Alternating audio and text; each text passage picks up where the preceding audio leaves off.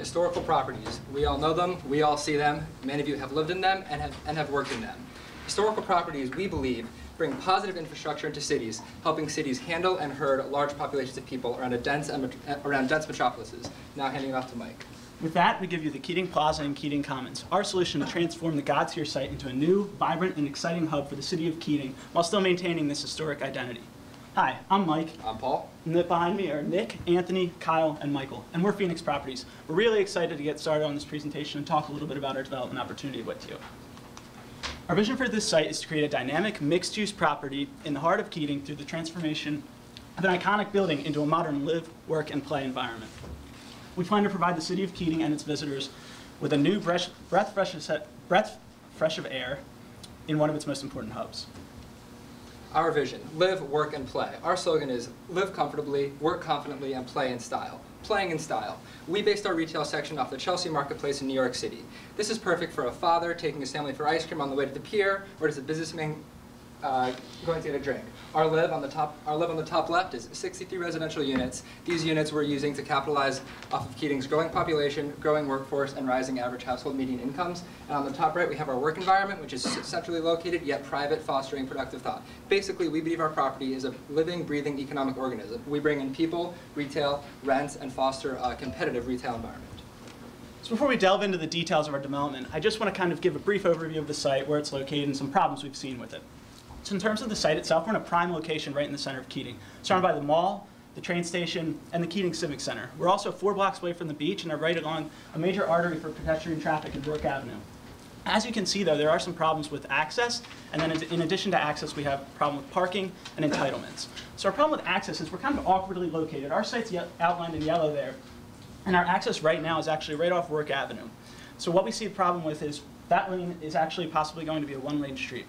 Our mitigation for this is to, at the intersection of the black and yellow on the screen, right at the intersection off-ramp of Highway 32 and Ellsworth Avenue, we are actually going to put in a traffic light and redirect traffic straight off the highway into our site. Now, parking is an issue because the site as is actually currently underparked. So what we plan on doing is having above and below grade parking establishment and direct traffic straight from the street into there. This will limit our pedestrian traffic, or our vehicular traffic, and then also allow for pedestrians to walk straight from the train station across to the beach and into our retail. In terms of entitlements, we do need to get zoning for our residential spot, as Paul was saying, and we do need to upgrade from our C3 commercial zoning into a residential zoning. We need to negotiate with the city of Keating in order to get those entitlements. The project itself, from a financial perspective, is pretty straightforward. So we are prepared to bid $27 million for the land as is. In terms of our equity investment, we're looking at $26.5 million, $6 million of which will actually come from the 6 of us. We're really excited about this property, and we're going to put $6 million of our dollars into the GP pool for this fund because we not only believe in these sound returns, but just believe in the property and want you to as well. Our site, as you see on the far left, is Keating Commons. It's our residence hall. It's located above where it's located on the old parking lot. Behind that, you'll see the old 3-story Art Deco historic building, and we just made some slight modifications to that, which you will see later. Adjacent to both of those is our circular bar and restaurant area, just kind of facilitating some movement. On the next slide, you'll see the same picture, but from an aerial view, which will show that we have 40% free space, so we didn't want to make it too crowded for the city. Our property mix. We've isolated our 2 major buildings on this slide, the top building being our 3-story building. We have made the top floor office and the bottom floor retail. We did this because we did not want to have a 3rd floor. It would have made the building structurally unsound, and this just highlights our 4 uses: office, parking under both, retail, and residential. Now I'm going to pass it off to Michael, who will go over some floor plans and our proper tenant mix that we're trying to achieve. Thank you, Paul and Mike. Here we have a floor plan for the first floor of Keating Plaza, our retail section. In this section, we're going to have 17 tenants total, 2 larger retailers, 11 smaller boutique stores, and 4 kiosks. In total, we'll be able to rent out 26,500 square feet out of 33,000 square feet available.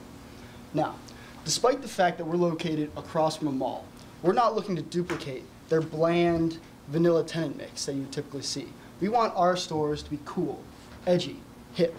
We want our stores to be stores that our customers can feel comfortable walking into in flip-flops, a bathing suit, or a tank top. Now, if you'll direct your attention to the right-hand side of the slide, you'll see a bunch of companies listed there. These are all companies that we feel fit in well with that tenant mix. Additionally, There are also companies we've been talking with in negotiations over the past couple of months who believe in our philosophy and this project and have agreed to 5-year lease terms pending the completion of this development. Here we have the floor plan for the second floor of Keating Plaza, the office space. We will have 4 offices of creative office space averaging out at around 7,000 square feet. They will share a bathroom, 3 meeting rooms, a kitchen, as well as an administrative staff. The type of tenants that we're looking for are smaller companies, startup tech firms, who possibly have funding from either angel investors or equity funds. Again, at the right-hand side of the screen, you'll see a couple of companies listed there. These are all companies that we feel fit into that tenant mix and who also believe that they would succeed in our mixed-use location. They have also agreed to lease terms pending completion of this development. Here we have a floor plan for Keating Commons, our multifamily development. Keating Commons will consist of 3 floors of multifamily space, consisting of studio apartments, 1-bedroom apartments, and 2-bedroom apartments. The studio apartments will take up 10% of our unit mix, the single-bedroom apartments will take up 70% of our unit mix, and the double-bedroom apartments will take up 20% of our unit mix. We feel that this unit mix fits in very well with the type of tenants that we're trying to attract to our property. Keating Commons is in a central location with plenty of visibility. Here, we have a site from State Highway 32. Clear sight line. Tons of people travel on that. This is going to be a very visible location, and we believe that we can use this to our advantage when developing this site. We want people who have a connection to Keating to live here, to really experience our work, live, and play philosophy. People with a connection to Keating will really be able to, they'll have immediate access to Keating Plaza. They'll be able to relax on a green, or on our 2 green roofs above the garage and multifamily area. They'll have immediate access to the train and the pier. We want types of tenants who are going to really take advantage of the amenities that our property is going to offer. And now, let's talk to you more about these types of tenants. It's Kyle. Thank you, Michael. Now, without further ado, we'd like to introduce you to the Millers and Johnsons. Brad and Julie Miller are a hardworking 40-year-old couple. They met at the nearby university where they both obtained bachelor's degrees in their respective fields. Now, Brad works in the tech services industry while Julie works as a medical professional. Now, they both work really long hours, and because of this, they truly value the convenience of having everything located in one spot. Dan and Liz live in nearby Cortland with their 4-year-old son, William. Now, although they love Cortland, they really value and enjoy the occasional weekend getaway or day trip. Now, Keating is the perfect place for this because it is close proximity as well as train that delivers passengers, only blocks from the beach. Now, little Will loves to play on the beach, and Dan and Liz enjoy the boardwalk activities as well as the sea breeze. Now, you may be thinking, how are both families who have such few things such few similarities, how do they relate to each other? And we were thinking the same thing until we came up with our mixed-use property. Now, Brad and Julia would be perfect tenants for one of our multifamily complexes, while a company such as Brad's in the tech service industry is our ideal tenant for one of our office spaces. As well as, as the afternoon winds down and Dan and Liz decide to call it a day on the beach but aren't ready to head home yet, our retail and restaurants would be a perfect place for them to extend their day, as it's right on the way back during that walk back from the train. So to make sure that both the Johnsons and Millers truly realize how great we cater to their desires, we have gone through an extensive marketing plan that we have allocated $300,000 in the first year of operations to make sure we implement. Now, on the left here, you can see our website. We're going to make sure that we have a clean, clear, and organized website, because many times a website such as this one is the first impression potential tenants have of a property. And through lists of all of our amenities, including photographs of both the interior and exterior of our complex, we will ensure that we create a great first impression. The next tool that we're going to use is Google to help us create a presence. Through Google AdWords and promoted results, we will make sure that whenever someone searches for a Keating office space, retail, or apartment building in the city of Keating, that the Keating Plaza or Keating Commons will be the first result that they see on the screen. Our final tool that we're going to talk about today is this 10% combo discount.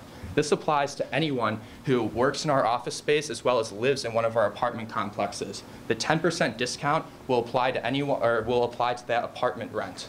Now, These three tools, along with on-site signage, we truly do believe that we can create a great deal of excitement about our property before we even finish construction, helping our first year retail mouse. Now I'm going to pass it off to Anthony, who's going to walk you through the financials. Thank you, Kyle. So now I want to talk to you through our financing decisions and our thought process. For our debt financing, we elected to take on the non-recourse fixed interest rate loan from the life insurance company. Now we believe that over the course of the project that interest rates are going to return to their historical averages, making the recourse floating rate loan unattractive to us due to its inherent interest rate risk, the prepayment penalty, as well as potential recourse repercussions. Now on the equity side of things, we decided to partner up with Redevelopment Company in a joint venture. Now they're a reputable developer in the market, and we believe that with their backing and collaboration, we can create some synergies in the two adjacent parcels of land that would bode well in the eyes of the city of Keating. Now, our project is dependent upon finishing construction on time and getting the entitlements in place. So we believe that the equity option from Margot's fund would be unattractive to us because it would dictate our exit strategy as well as limit our creative liberties. So you can see behind me I have some key financial metrics. And the most important one, why we're here today, is the land bid. We're prepared to bid $27 million for the site as is. We came up with this figure by blending together a financial feasibility model as well as an income model. We believe that the best time to sell the site would be year 7, when the site will be fully stabilized at this point, as well as a prominent piece of the Keating landscape. It will also be a potential value add for a new investor coming in if they wish to modify the strategy or the tenant mix, as leases will be rolling over in the nearer terms. Also, we believe we can sell it at a 5.5 cap, and we came up with this figure by blending our macroeconomic projections as well as sales comparable data. And lastly, that will net us a residual cash flow of $43 million from sale. Behind me, I've listed the sources and uses for our project. As previously stated, we need a little under $27 million in initial equity investment to proceed. And as you can see below, some of the biggest uses include the land acquisition, the construction costs, and the undergrade parking. Now, let me talk to you about some of the rents we believe we can generate. For our retail property site, we believe we can get around $55 per square foot annually, triple net leases, which are in line with market conditions. For our creative office space, we believe we can generate around $43 per square foot annually. And this is reflective of a growing trend in the city of Keating and Cortland overall, and that is the high concentration of tech startup companies and creative companies, and their desire to be near each other, and they're willing to pay a premium to do it. In the past year alone, over 450,000 square feet of creative office space transferred hands in the city of Keating. And lastly, for our residential piece, we believe that we can generate rents of around $4.13 per square foot monthly. And lastly, that will bring us to our NOI. Through the years of operation to the year of sale, our NOI will grow at around a little under 9% annually. And also, as you can see here, our NOI is growing great because we have the strong occupancies, the premium rents, and as you can see below, we have no worry about not being able to pay off our debt. So now I'm going to pass it off to Nick, who will be wrapping up our financial analysis. Thanks, Anthony. So taking a look again at the key financial metrics for this deal, you can see that given our current model, the levered project IRR is right around 12.25%. Additionally, as the general partner, Oceanic Fund will see an IRR of 13.5% and an equity multiple right around 2 times. Now, as with any investment, it's highly unlikely that everything's going to go completely according to the plan that we're laying out today. And for that reason, we decided to change some of the inputs to see what effect that would have on these metrics that you see here. Now, guys, if we had to pick one of us as the most sensitive, who would that be? You. I guess for that reason, I'll go over the sensitivity analysis. As you can see up here, the green cells indicate projects that would be a definitive green light for us. The reds are no-goes, and yellows are projects with which we would need to proceed with caution. This shows our returns with the general partner and the limited partner. The two variables that are changing here are our purchase price and our exit cap rate. The cells outlined in green really define our sweet spot for this deal. If we can acquire the property for less than $27 million or sell it better than a 5.5 cap rate, you can see that our returns really skyrocket. Finally, we looked at changes in construction costs and rental rates. Our construction costs, we saw that if we vary the construction cost by 5%, it would result in a change of about 1.5% on our IRR. For our rental rates, we ran multiple scenarios by varying our retail and office space by $3 per square foot and our residential space by $200 per unit. In isolation, we found that the residential was most important to maintaining our IRR. But it's also worth noting here that if our residential rates come in below where we believe they will be, but our office and retail rents are above where they need to be, then the net result will be an addition of 50 basis points onto our IRR. So taking a look at our strategic timeline, you can see that we're setting forth 4 phases for this project. Phase 1 is our construction phase. We're allocating 2 months to due diligence and about 18 months for construction. Phase 2 is our lease-up phase. We'll move in tenants who have already signed leases, as well as sign some new tenants, and move them into the building as well. Phase 3, our rent growth phase, is years 3 and 4. During that time, tenants that are running the building will start to see rent escalations on their monthly rents, and as well, our NOIs will start to rise. Finally, we believe this project can reach stabilization in year 5. That's our 3rd year of operations, and 2 years before we plan to exit from this building, from this property. Now I'm going to toss it over to Mike, who's going to talk about some of the risks that are inherent in this project. Thanks, Nick. So with any development project, there are risks, and we've come up with a prioritized list of risks, including entitlements, our JV, it's a macroeconomic picture, also our leasing and overdevelopment issues. I'll go over the first 2 in more detail in a minute, but I just want to kind of briefly highlight the last 3. In terms of the macro picture, there is some fear that there's a real estate bubble forming in the market. And we're not really concerned about Keating right now in terms of that bubble because it's really been sheltered by its conservative development policies. We don't think that it'll be influenced, but we do need to keep an eye on it in the future. Additionally, in terms of leasing and overdevelopment, we don't really see that as an issue either because of this conservative policy that the municipal leadership has taken. We do need to be aware that if there is a more aggressive leadership that comes into play within the Keating market, we could face difficulties in terms of overdevelopment and then also just more and more competition, and our leasing could struggle from that. But right now, again, not an issue. Now to the one thing that really is our primary issue, and that's our zoning, because we have this residential piece that we want to include, but we don't have zoning for it yet. We're in negotiations right now, and we have to make concessions to the city of Keating. So what we plan on doing to make these concessions is really help facilitate traffic in the city. We've come up with a couple ways to do that, the first of which is actually hosting the farmers market. So every week there's a farmers market about 3 blocks north of us, and it causes a mess with traffic. What we plan on doing is actually bringing the farmers market to the Keating Plaza and putting it right out front of our retail. That way traffic can flow through our plaza to our farmers market and then even over to the beach after.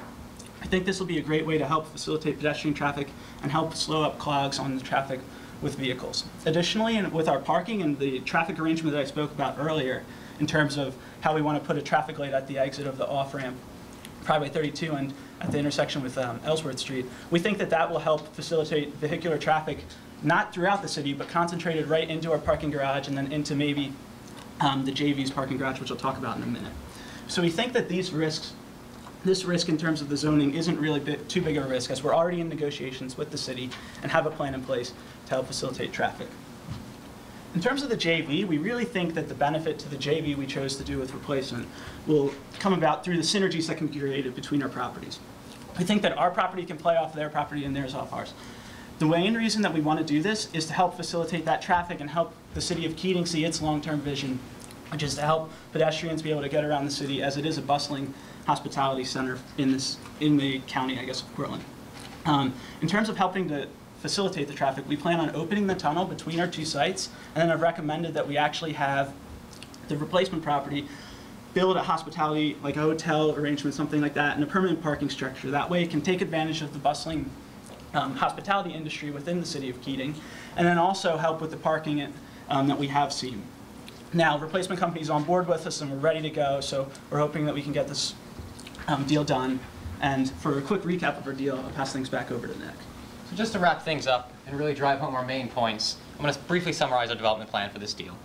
We really want to capitalize on the most prevalent trend in commercial real estate today, which is to create a live, work, and play environment in the center of Keating. We really believe that this is in accord with the plans for Keating and the urban renewal that's currently occurring in the city and planned for the future. Our residential piece, Keating Commons, will add 63 residential units in what is arguably one of the most desirable places in Keating. It's virtually in the center of anything a tenant could want or need.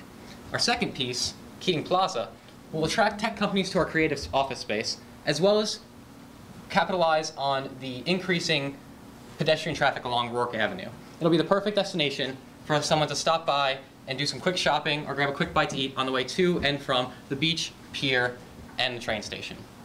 So in conclusion, at a purchase price of $27 million, we truly believe that this project has the potential to be profitable for all parties that are involved. We hope that you will choose Phoenix Properties to develop this site, and that'll help us to help this site rise from the ashes. And with that, we thank you for your time today, and we'd like to open the floor to any questions you guys might have for us. Considering the risks inherent in the construction and 3 different kinds of market risks, how do you justify doing this on only a 12.25% return? It's not much of a return. Well,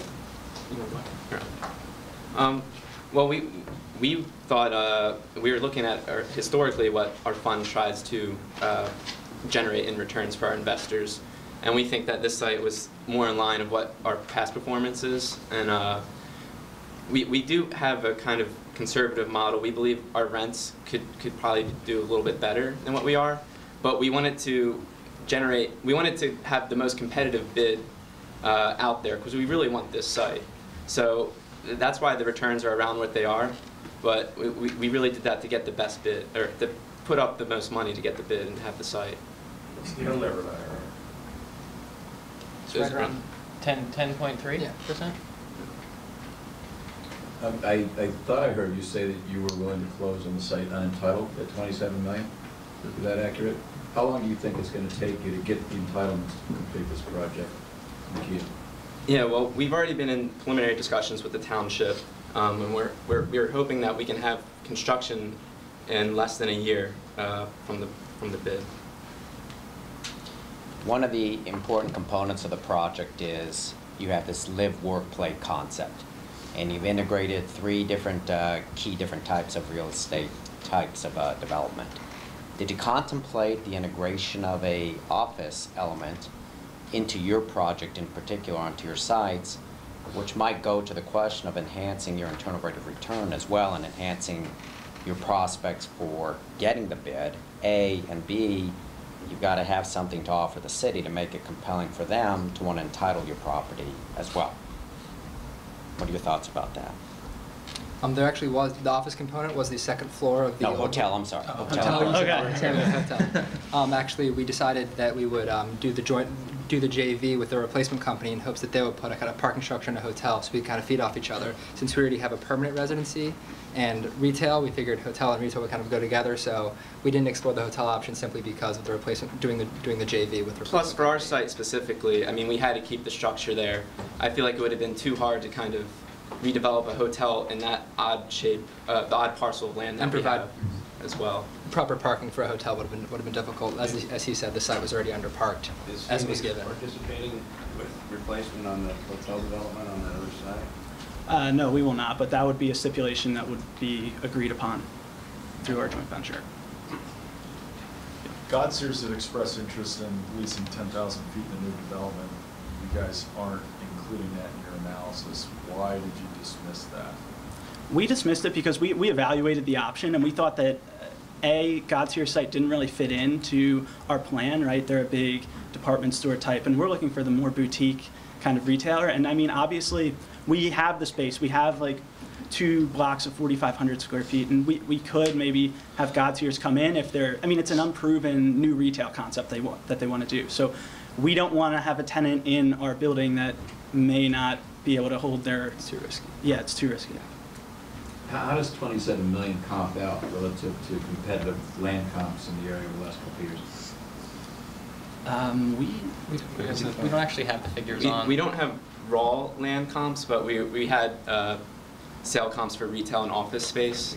And our purchase price is in line with a little above the office and I think a little below the retail sales. But we came up with our number by doing a financial feasibility model, see what our returns were good. And then we also did an income approach where we took our stabilized NOI, we capped our stabilized NOI, we took out an incentive for profit, the construction conversion cost, as well as the risk for approvals, and that came in to around like $30 million. Those are residual, not really looking at market comps. Well, we compared previous year's cases, like last year's Hollywood land, and we compared that per acre cost to ours, and it came in right around the general ballpark, excuse me. So we thought we were in the range. What's your FAR on the property? What's the allowed? Well, the FAR as per zoning is only 2.0, so we had to stick with that for property. How many parking spaces do you guys have? We had 255? 255. Is that all this underground and partially? There's 3 parking lots, one under the prior Art Deco building, the original God Sears building, and then 2, one above ground, one underground of our new, of the new residence hall. Under the Art Deco building? one under the Art Yes. Deco building and two under Yes. the new residence hall. There's currently a loading dock under the Art Deco building, so we're still going to keep the space for some loading. We're not going to need it as much because it's not an apartment store anymore. And there's an access road. Yes. Going back there. All right. Thank you. Thank you.